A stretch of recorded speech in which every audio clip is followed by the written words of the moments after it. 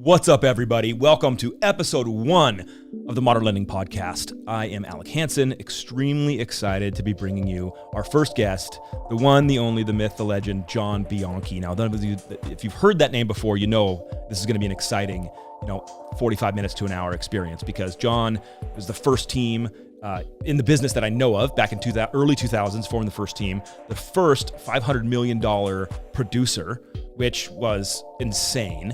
And he's had a tremendous career, tons of wisdom and insight coming at us live. I'm really excited to bring John on.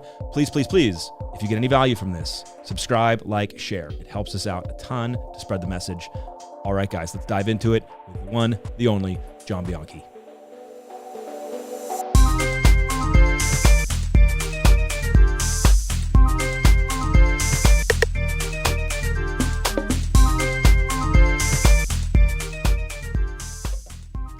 Hey, what's up, everybody? Welcome to episode 1, the first formal episode of the Modern Lending Podcast with a guest. I did episode 0, which was just me talking, and no one really cares.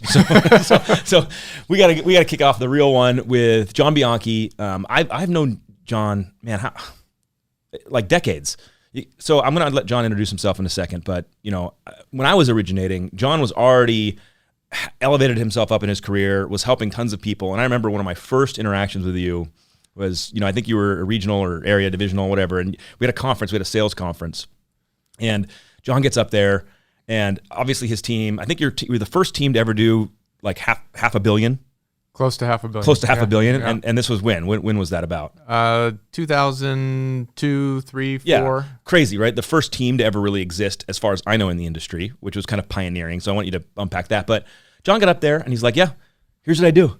He put up his schedule. He put up his, like, when he worked out, like when he spent time with his family, like when he prospected. He put it all out for everyone to see. And then I'll never forget, because he goes, people ask me, why do I share like all my secrets? And the line they'll never forget is just because none of you are going to do anything with it. So John, give a little bit of your background here. Where'd you come from? What's your story? So you know my story, but just to share with everybody, born and raised in Southern California, grew up, very humble beginnings, and I think part of that, built into my DNA from a sales perspective. Yeah. When you come from nothing and you have no money, and you spend your weekends, hustling the streets, returning, you've seen it, right? You heard my story of selling perfume rocks. No. You guys have to hear this. Okay, so John's very modest, humble beginnings. John, you came up with not much around. Yeah. I've heard you describe it as poor before. Yeah. And so that does help your mindset. That does really change, your perspective. So tell everybody this, because this is like the Gary V hustle before Gary V was like real. So what's the perfume rocks, dude? What are you doing? Well, so I'm probably 8 years old, getting up in the morning in a 1-bedroom apartment with my mother in Ocean Beach. She's she had me when she was 16. So I have a young mother. Dad leaves in the very beginning. Oh man, single parent. She's struggling. Working multiple jobs. And I get up each day thinking, how do you make money? And most kids don't wake up, thinking about that. Today they wake up and they play video games, right? So I get up and go, what am I going to do to make money today? And I went outside in the apartment planter, and there was these smooth rocks. And I said, oh, rocks. I wonder if I could sell rocks. So I went inside, grabbed some of my mother's Estee Lauder, sprayed it on the rocks, right? Cleaned them up, sprayed them on the rocks, and went out on the street behind the apartment and basically said, hey, these are rocks from outer space. They're called perfume rocks. And started selling them for $1 a piece. And, to make $20 back then, 20 rocks was a lot of money. You're rolling. So I didn't ask for any royalties on the pet rock, but that came later.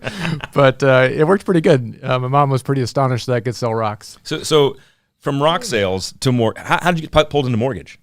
So, after, going to school forever and, you eventually graduate, right? But when you're working, and you have to work to make a living and make the ends meet while going to school, it just takes a little longer, right? Yeah, for sure. And so, I finally graduated, and I did what probably a lot of people do, which is kind of you talk to your friends and peers, and you see, what they're doing. Yeah. And, I had a friend of mine that was in the pager business. I think you all remember pagers. Gosh, of course. I'm probably the last person to own a pager, right? Like as the I think it was Motorola, Hell yeah. Yeah, and I Good thing I didn't go into the pager business. So it was pagers. I think it was insurance. It was I had a buddy who was in the commercial real estate, drove a Beamer like everybody in commercial real estate. And they still do. They still do. Yeah. And then I had a friend, and she was in the mortgage business. Huh. And so, I said, well, what did you guys all make last year? And then, the mortgage person made, 2X what everyone else made. And then you kind of do the whole personality thing, and you know your friends really well, and you're like, wow, if they could do it, I probably could do it too. And so I went and interviewed at a mortgage company, and back in those days, you get $2,000 draw for 3 months, and the question is, if you don't make it, will you quit? And you have to go, no, I will work for free. That's not even floaties in the deep end. That's like the $2,000. It's amazing. So, and then, in those days you got a pager, right? Yeah. And a payphone. Well, and a payphone, because the guys who had cell phones were the top producers, with the squiggly little antenna, little antennas in their car. So I was like, let's do it. And that was the beginning. So that was 91. 91. Yeah. And then your top, fast forward to when you were running your biggest team, direct origination, before you kind of went up into senior management. Yeah. Kind of describe for everybody what your team structure looked like that you can remember. So, as you grow a team, I think everyone, struggles with, capacity, time. What do I do with my day? And so, what do I delegate? What do I keep? And I think everyone struggles with that, right? When do you hire a PA, right?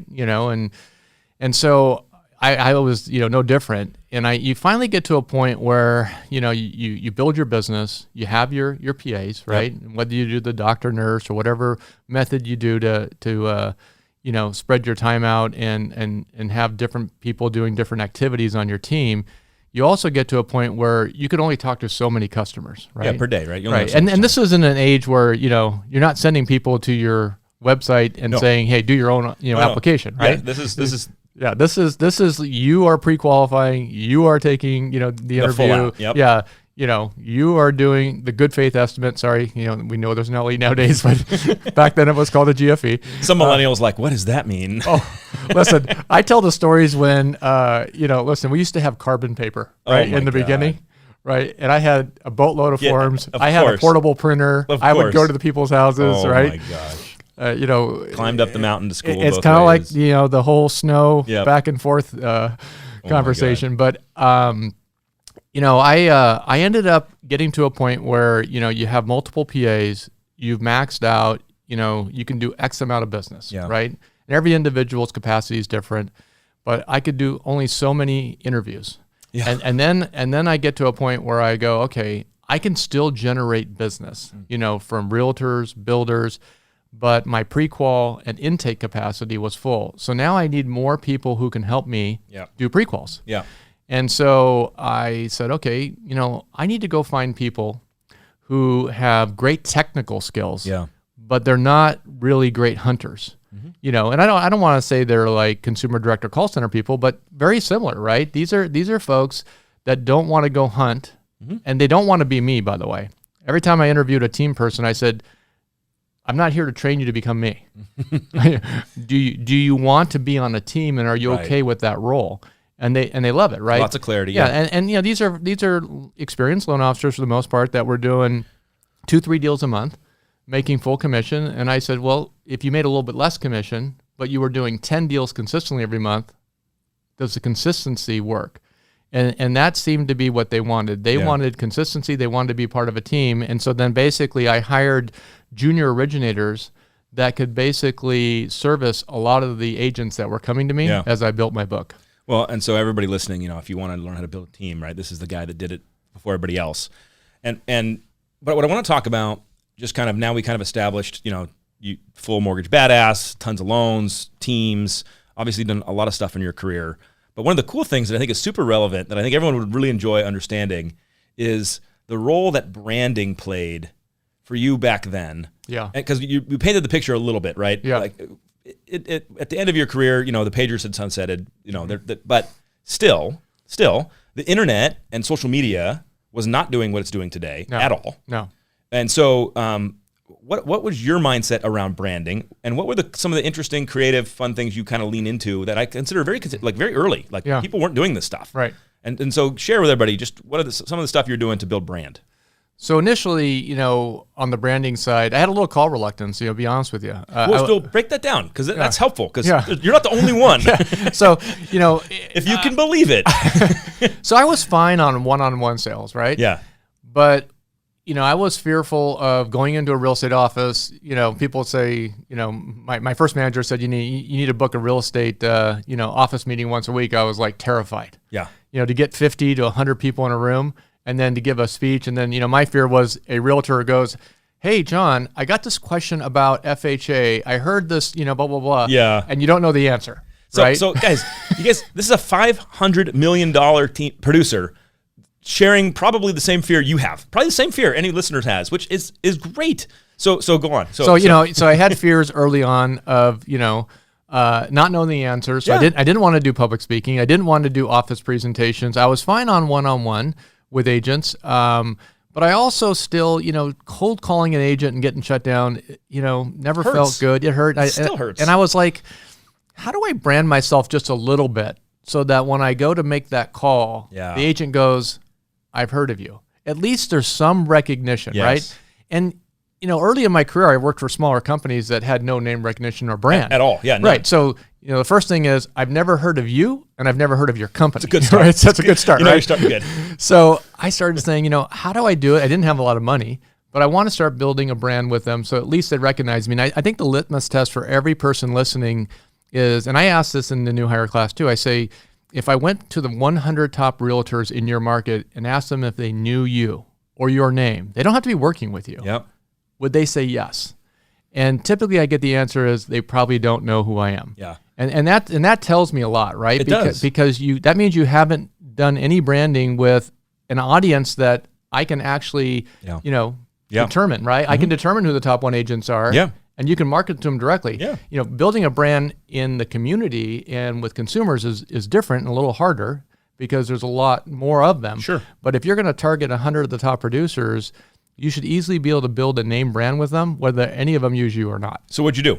Okay, so what I did in the beginning was, and by the way, I don't take credit for any of these things because a lot of people, will say, okay, I did this or I did that, but I just went out and learned what other people were doing, and I'm a good implementer. So I sat there and I shadowed a top producer at the time that worked alongside of me, and he said, this is what I do, and I said, wow, and it works, right? Yeah. And it's funny because if you do what others do, right, you should get very similar results. That's kind of how I felt. And you're so right. I want everyone to hear it. I'm going to kind of hit the nail on it again.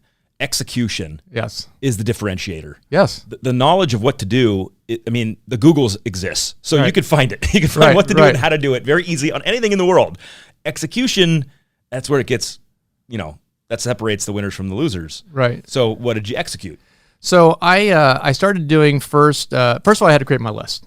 Oh yeah. Right. Yep. So this is branding to real estate, business partners, because obviously they were, they are still, and back then, a large influence on the decision-making process of a home buyer. Definitely. And so we don't have the tools back then that we have today, right? Today, there's all kinds of tools, technology-wise, that will help you put together your top 100 agent list. Back then, it was old-fashioned, going into real estate offices, looking at the whiteboard in the back. Trying to find the whiteboard in the break room. How many deals did So I have to tell a story because John, I learned this right from John, and I use it all the time. So when I would finally get meetings with agents one-on-one at their office, you walk in, the receptionist, I'm here to see, John Bianchi, top, and they go, would you like coffee? And I always would be, even if I had like 6 cups all that day, I'd be like, absolutely. Because then they would walk me back to the kitchen where I could see the board with all the agents' production. Right. That's all day. So, I would do the whiteboard. I'd do the Sunday, clippings out of the newspaper. Well, all the Coldwell Bankers and Prudentials and C21s would announce their, annual top producers. And so, I developed my list, right?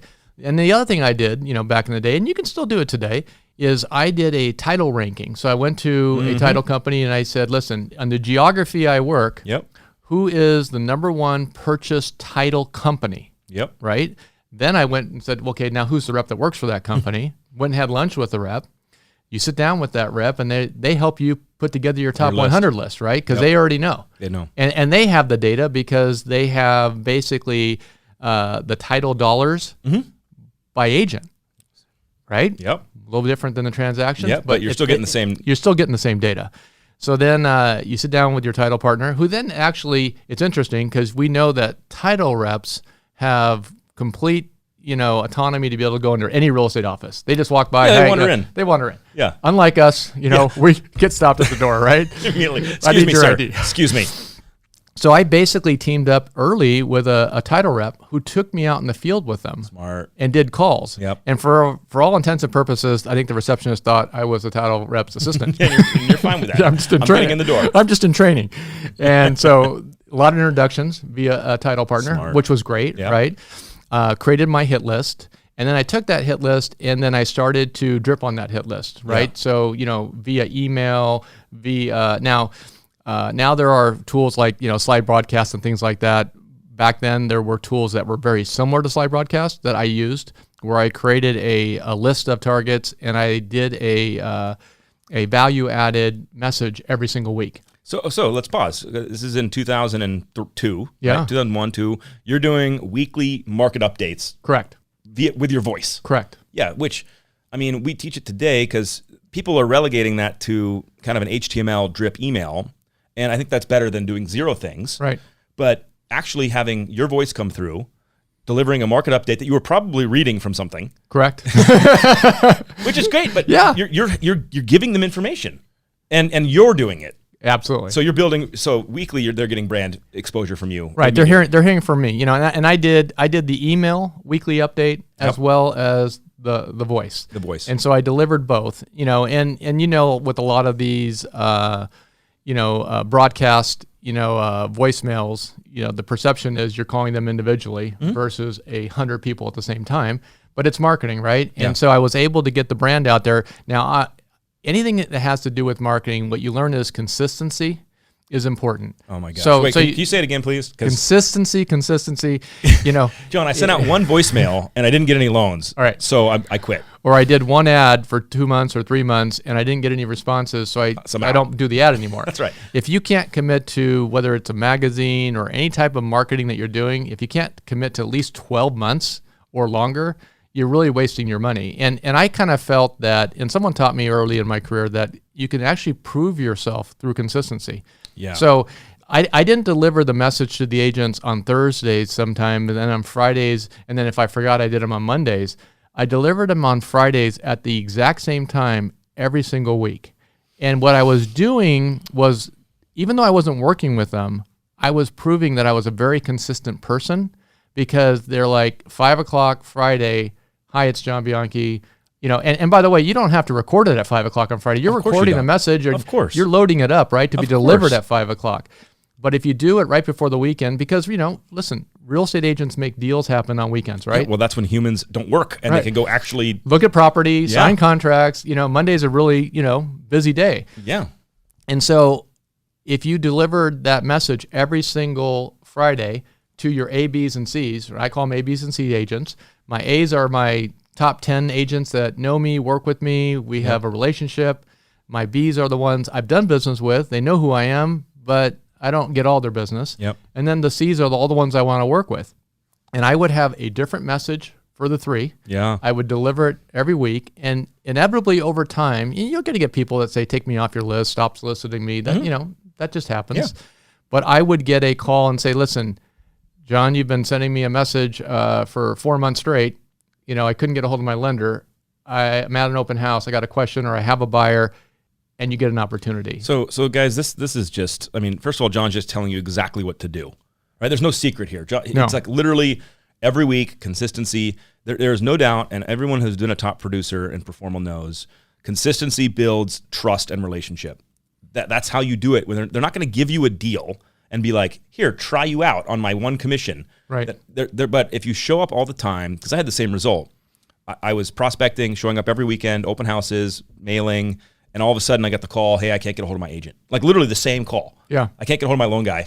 can you talk to the Johnsons right now? And so whether you are in 2002 or 2020 and looking at social media and branding, you have to hear the message of consistency. You have to hear it because it's going to separate you and deliver you the results. If you don't have consistency, you cannot fake it. You cannot get there. Right. So besides the voicemails, so that was one thing, right? Yeah, keep going. You got the emails, you got the voicemails, you've built your brand. You could have gone to the top 100 and said, "Do you know who this person is?" Yep. They go, "Yep, know him." Yep. Made him. He sent me a voicemail. Yeah, made him stop sending me. But at least they knew the brand, right? And the company I worked for at that time. So then, you start doing some loans, you make some money, and you reinvest in your business. And that's one thing I always tell loan officers, or at least, I believe that like when you're a mortgage originator, you really do run a business, right? It is your business. Very entrepreneurial. Right. It is your business, and you should have a business plan, and you should have an amount of money that you're going to spend to market yourself every year. Whether you decide it's 8 or 15% of your income, you need to set aside a certain portion of your income and budget it for a marketing plan. So what do you remember what yours was? What percentage? Oh, I roughly spent in the day. I don't want to say it's a percentage, but I roughly spent, somewhere between at the highest point, I was probably spending $20,000 a month. But that scaled up. That's scaled up. You didn't start out the gate at 20K. No, yeah. But I didn't. I want to say I was frugal. I didn't waste money, per se. Yeah. To do everything. Yeah. But I built the biggest impact, and I spread my money around. And so, next thing I did was I did movie theaters. Okay, so I knew we'd get here, but I want everyone to hear the comment of what are you reinvesting in your business? Right. That's a really good question, and people need to answer that because there's a lot that are doing zero. Yeah. And there's a lot that say you do it for me, and they point to their company. Yeah. And that's cool too. I'm not dogging it, but you got to own your business too. Absolutely. All right, so movie theaters. I'm ready. So movie theaters. So and once again, I think this is relevant today. By the way. Yeah. Oh yeah. No. I think you guys should do this today. But today it's digital, right? Yeah. Yeah. So, but in my mind, I was thinking, okay, so I'm marketing the realtors direct, right? And so how else can I be in front of that real estate? And I saw the realtor as annuity, right? You land one good realtor that does 20, 30 deals a year, and as long as you take care of it and nurture that relationship, leave the business, right? It's an annuity. It's different than the consumer. Yep. So I wanted to get more good realtors. So I said, these real estate agents, and this is way before on demand, and you could have every movie sitting in front of you, right? Oh, yeah, for sure. Netflix didn't exist. Right. So in the market I worked, there were about 4 movie theaters. And I said, if I get in all 4 of them, they could never go to a movie and not see me. This is incredible. So, in that day, there was a carousel and they were still slides, right? Yeah. And you sat there before the movie started. And you watched whatever was on the slides. You watched all the marketing. And so I took what I think a lot of people do was a less serious approach at the movie theaters, and I did more of a comical approach. Okay, well, I don't want to overstay. I don't want to just breeze over that because there's a lot of people who, they do take themselves seriously. And They take their business seriously. And then, they think of, and their advertising or their marketing and their branding is super serious. Yeah. And that's not bad, but I think there's a place for humanity. Right. And levity. Yeah. So what did you run? So some of the ideas were I ran a Saturday Night Fever ad. Yes. Which was so good. Kind of like my face on a superimposed, John Travolta, disco white suit body. Yes. And it had some verbiage that marketing put together, like, we can get you out of this and into the brick house. And it was a really clever saying, but, tied around the movie theme of Saturday Night Fever. Contemporary, yeah. Yeah. And, and it was funny because I went to my son's baseball practice. Oh, yeah? And he was in Little League. Yeah. And the coach that I had not met yet, said, "Hey, Mr. Bianchi," and he gives one of these poses. I immediately knew he went to the movies this weekend. But see, this is branding. Like, this is branding 101. Like, you put yourself in front of human beings. Right. Today, you can do it on the internet differently, but the movie screens today, even today. Yeah. People are sitting there. Well, yeah, and now it's a digital commercial, right? Absolutely. So your production costs a little higher, but I actually did one digital commercial. Oh, really? Back in the day. So I did it based on Castaway, the movie. Oh my God. And there was an agent. Wilson? Yeah. Well, we couldn't call it Wilson according to legal. I had to call it Spalding. Spalding. But I had the same concept. We hired an actor with the beard, almost looked exactly like the movie. Oh my gosh. And it was, it's a 30-second commercial, so it had to be pretty quick. But basically, but everyone would know. You frame up a guy on a beach with a beard and a volleyball. Right. They know what's going on. Right. And the whole thing was, we won't leave you stranded. Oh your realtor so-and-so and your lender John Bianchi will do whatever it takes to get you home. And so we actually went out into the bay, in Mission Bay, and we had our suits on, and we were on a little boat, and we dive into the water with our suits. We swim to shore, unzip the closing documents out of a waterproof thing. He signs his docs, and then the next scene, he's driving home on the motorboat. And so that was playing up in Vista at the theaters. And that's incredible. A lot of feedback. You have to get it. I need that. Let's just find it. The clip. Okay, you gotta find the clip. I'll look the clip. So my gosh. We did By that. the way, if you're listening to this, we need comments like show the clip. Like we need right. We need to see this. Yeah, I think one ad was it was me in a kilt, and it said, as William Wallace fought for his territories in Scotland, I too will fight for your home loan. Of course. And so everything was movie driven. We did the Men in Black. Awesome. With another top real estate team. And then so what I did is I had these going, and then I had a slide with a top real estate agent in the market. So they shared some slides with us, and all RESPA compliance type stuff, obviously. But we did these slides together and marketed together, and and two things happen. Yeah, I was going to say, what's your experience as this is going on? Well, two things happen. So one, agents see you, right? Yeah. And consumers see you. Yeah. So you build your brand with consumers, you build your brand with agents. When you do some advertising with agents, and they happen to be the biggest agents in the market, other agents see you branding with that agent. Yep. And then all of a sudden they're like, wow. Your reputation goes up, right? And so that type of endorsement or that type of collaboration with another top agent in that branding actually attracted other agents to me, which was, just another. Well, it's clear to me that there's a compound effect happening. Yeah.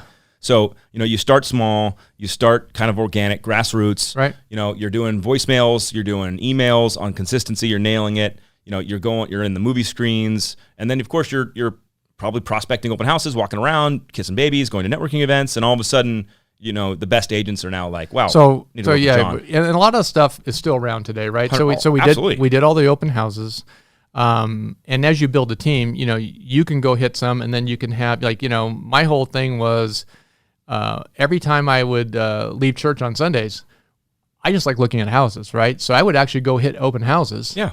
Every Sunday after church, and meet a lot of people. Yeah. Because I'm just a home decorator, looky-loo type guy, and so I love hitting open houses anyway. Yeah, so you're already there. And then I had my team hitting open houses. Yeah. So we leverage 5 or 6 people out at talking up the team. I ended up doing bus benches, as you know. Mm-hmm. Some company called me and said we got a deal on bus benches, and 20 for X price, and I was like, okay. I didn't do the shopping carts. A lot of people do. A lot of people do those. The little break things at the grocery store. They still do that. Yeah, I know they still do that. But I did the bus benches because ironically, at some places you get to the red light, you look left and right, and you see that real estate agent's face, or you see, and it's just branding once again. So I picked. Now, guess where the bus benches were? They were by all the real estate agents' offices. Exactly. See, you didn't even tell me that. You don't have to tell. I know exactly where you would put them. So the bus benches were at the stoplight next to the real estate office. So Absolutely. I knew when they were going to work and from work, they get branded again. They're getting seen. Okay, so let's unpack some things here. Yeah. How much? I mean, you were obviously super successful. How much do you contribute that branding played in that role? I think branding was a big part of it, right? Now branding just, obviously gets the name recognition out there. It kind of gets you to the door. The door. You still have to perform. Yeah. If there was great branding, but you didn't do a good job on pre-quals, your follow-up wasn't great, customers weren't happy. If you don't do all the things that you need to do as a pro, all that branding would have been wasted money, right? It actually would have been worse because it would have been like... You would have a bad reputation. Yeah, well... At least if you do a bad job and you don't brand, it's kind of silent. But if you do a lot of branding and you are bad, then every time they see your face, they're like, "That's the one. That's the guy who didn't close the deal on time, right?" So let's fast forward a little bit, right? Yeah. So we're in 2020 now. Yeah. I've been talking a lot, as you know, that I think branding continues to take a more and more prominent role in earning consumer trust, in not decommodifying a professional and letting them show their experience. And now as the internet and the MLS is public and the craziness that's going on, there's just so many more ways to get to a consumer. And you look at a lot of the big digital brands like Loan Depot and Quicken who are going direct to consumer on the internet. And then you look at the local guy who is, with their realtor partner, still trying to figure out how to deal with that. How would you coach, encourage, the contemporary loan officer who maybe is 2 years old in the business? Right. And well, I mean, it's funny because you talk about modern branding, right, versus, maybe some of that old school branding. I think it's a little bit of both. Candidly, because I have a son in the business. Yeah. Who moved to a town, didn't know a single soul, and did I tell him to go do the Facebook and all that stuff? No, he's probably already doing it. He's probably already doing it, right? The young guys are always on social media. Saying, yeah. But I said, listen, do the weekly update. Yeah. Do the written. Do the video. Yep. Right. The first video didn't go well, by the way. Do the first one never goes well, dude. The first time you walk into a real estate office, it doesn't go well. Your first meeting, you're bumbling around. Well, I think he told me he sent the video out, and for some reason he was the video was going, but there was no voice. Excellent. And so he's just flapping. But I think it might have worked out well because he sent a correction, and I think the agents actually. Dude, I think you sent it dubbed over. Yeah, I think they liked old kung fu movie. Yes, yes, that'd be incredible. But the weekly updates, right? You'd be amazed. You think you would think that everybody does all this. No. Like when you talk to a class and you go, weekly just status notifications with realtors, right? Yeah, just that. Do you do a weekly update with your agents? And include the listing agent. Do you call and introduce yourself to the listing agent when you have a deal go together? Yep. Do you go solicit listing agent after you successfully close the deal and say, listen, that went smoothly. Would you like to get together for a cup of coffee? All the stuff we learned 30 years ago. And everybody goes, yeah, but everybody does that already, John. Teach me something new. No, you just think everybody does it all, but they don't do it. They're not doing 90% of the people don't do any of this stuff. By the way, that's the clip right there. 90% of the people don't do any of this stuff. This is literally like given freely. Right. They just don't do it. So I would actually do all the stuff I did before, probably minus the bus benches. I think you could have some fun with the bus benches. You could have fun though. I would consider digital movie theaters, right? Yeah, of course. I would still do the economic update. I would still do the broadcast, the email drip, but I would probably include Facebook, right? Yeah, like Twitter. So you would use all the social media stuff as well, Yelp, all of it. So I would everywhere I can. Obviously people today differently. They get a referral from you. In the old days, they get a referral from an agent, right? And they're like, okay, let me just do some shopping and I'll use your lender. Now they Google and they want to see your company's reputation and they want to see your reputation to see if you are a 5-star, Google rated loan officer. Do you have a lot of good positive Yelp ratings? 100%. Where in the old days, it was word of mouth, right? And word of mouth still, let's be clear, you're clear on this. Word of mouth still plays a role. Oh, yeah, absolutely. The influence of the local professional plays a role. Absolutely. But you cannot pretend they're not going online. Right. And you cannot pretend they're not going to Google you and look you up and then make a decision on you before they even talk to you. Well, so now, being more purposeful in your interaction with customers as it relates to service, doing a great job, and oh, by the way, will you give me a good rating on social media? Just like I went into a car dealer the other day, right? Oh, yeah. And you get a call and it says, listen, I want you to have a good experience because I want this rating done, right? Yes. They literally say it. And it seems like every business you go into, it doesn't matter if you're going in to get a facial or you're going, it doesn't matter what service you are, you get a thank you email from that company. And a review request. It's like the new thing. Everything's a review request. So we're coming to the hour. Yeah. But there's a couple things I want to make sure everyone gets a chance to hear. Okay.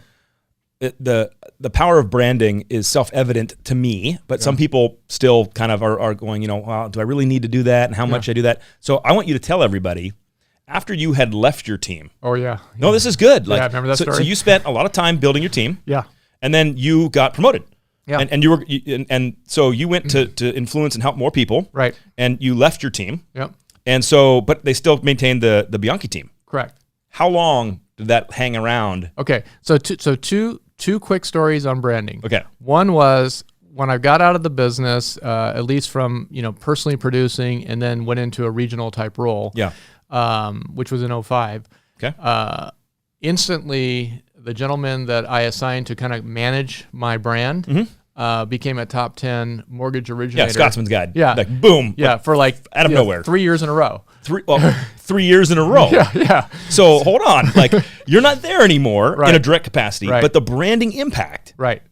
So they kept the brand. The name was still on it. All the stuff that we had developed continued to still be branded the same way. I even had voice recordings that were sent out. Still. Even though I wasn't actually dealing with customers anymore. Yep. You know, the first thought was once I got out of production, all that business would just die. Which it didn't. But it didn't. No. The brand and the power of branding. It just kept going. So here's a funny story.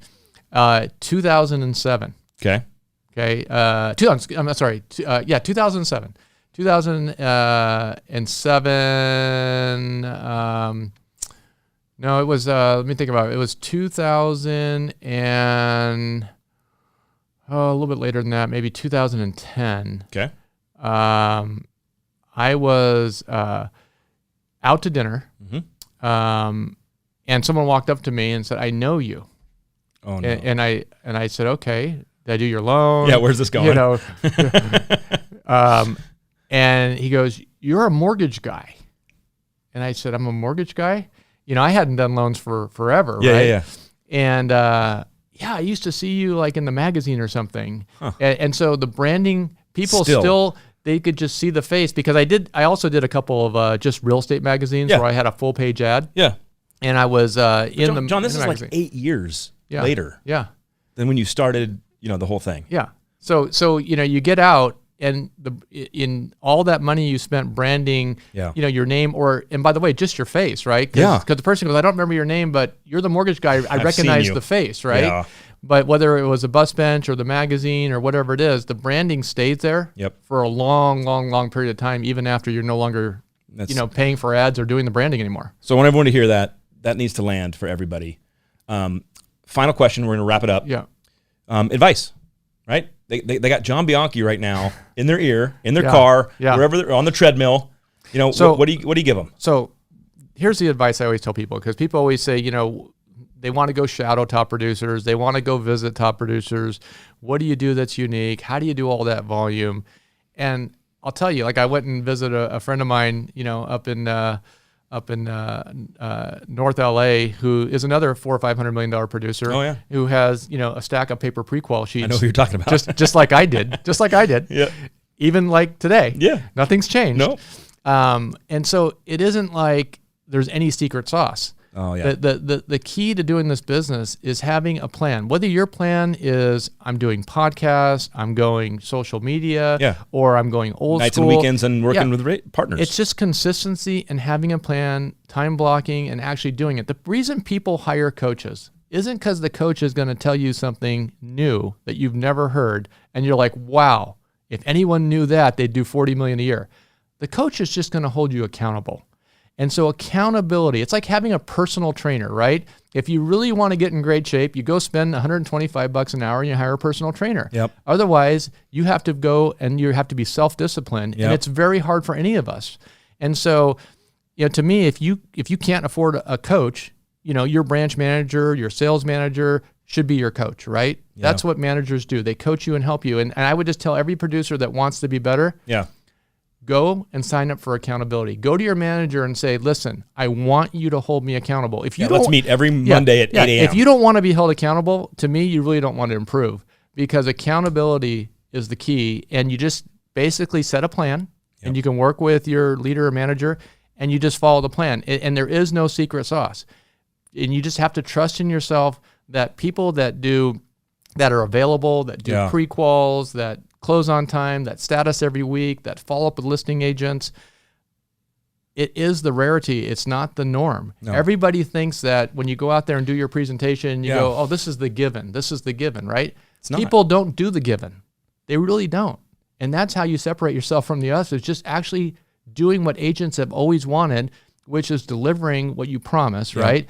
But in today's age, you also need to be a partner with that agent and develop leads, nurture them, and give back, buyers. And we have a great opportunity now because consumers are actually coming to us directly now. Yeah. And whether you're buying leads or whether you're generating them on your own, you have an opportunity to build that lead base and give agents back, as many consumers as they're giving you, and become a true partner versus an affiliate, which is, vendor. Vendor, which is how we have always been portrayed in the past. So, John, thank you. We blew by our hour, but if you can believe it goes by that fast, it's insane. We'll probably have to do it again and talk about, leads and contemporary marketing. So, guys, I want everyone just to hear John's message. Consistency is the key to success, and consistency through accountability is how you're going to get there, because it's hard to do it on your own, and you don't have to do it on your own. Right. And that should give everybody a tremendous amount of confidence that there's no secret sauce, which means anyone can do it. Absolutely. Anyone can do it. Anyone listening can do it. You can do it. And that should give you tremendous excitement in this business. So thank you, John, for being on. Yep. We'll probably do it again. Thanks, Alec. All right, buddy. Thanks, buddy. See you guys. Alec out.